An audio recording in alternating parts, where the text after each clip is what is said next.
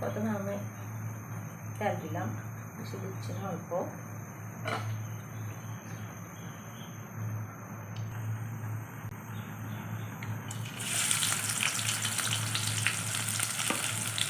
তাহলে মাছ রান্না করবো।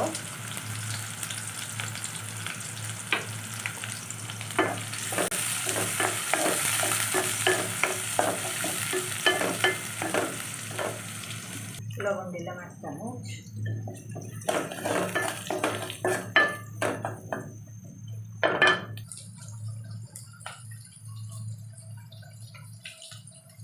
দাও না। মরিচ মশলা দিলাম, মশলা একসাথে দিয়ে দিলাম, চামচ করে পানি দিলাম।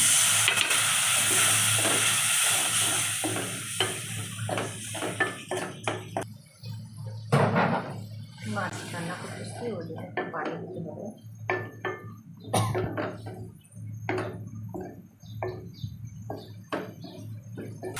মরিচটা কষানো হয়ে গেল, এবার তাহলে করে মাছগুলো দেবো। দিলাম, মশলা দিয়ে দিলাম মাছটা, 1 কেজি মাছ।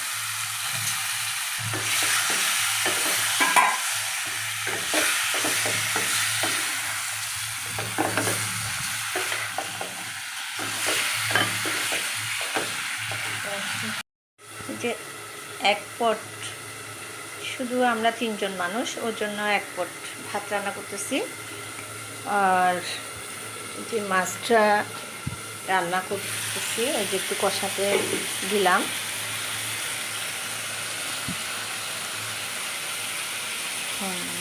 কষাতে দিলাম,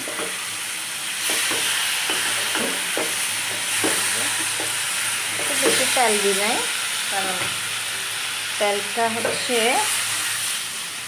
ভেবে নাড়িয়ে দিলাম। একটু পানি দিয়ে দিচ্ছি।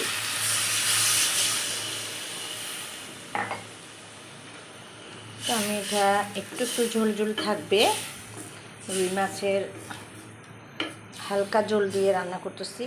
মশলাটা একটু টমেটো দিয়ে রান্না করব।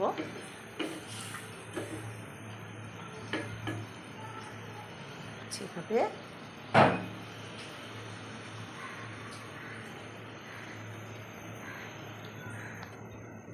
মরিচটা অবশ্য আমার গ্রামের বাড়ির, এটা একদম লাল টকটকে নতুন মরিচ। কিছুক্ষণের জন্য ঢাকনা দিয়ে দিলাম।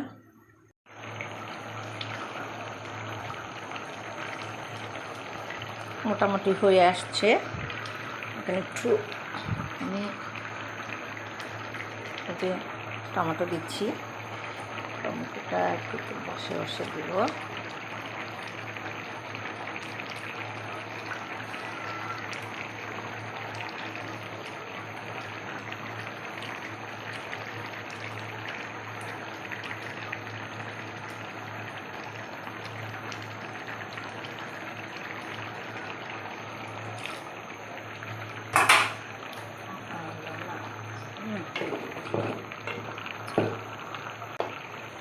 ভাতটাও প্রায় হয়ে গেল।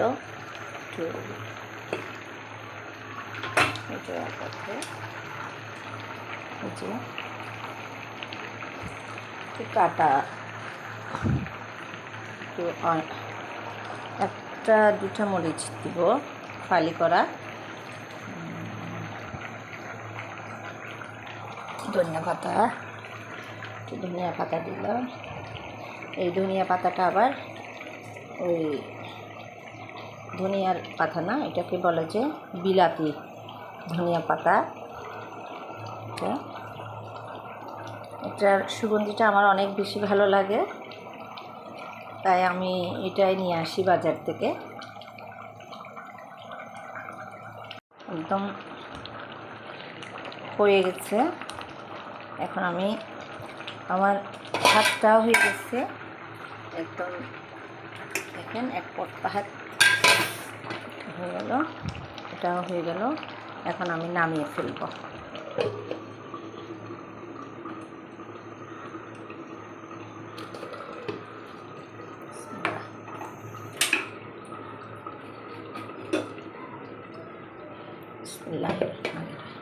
হয়ে গেছে ভাত।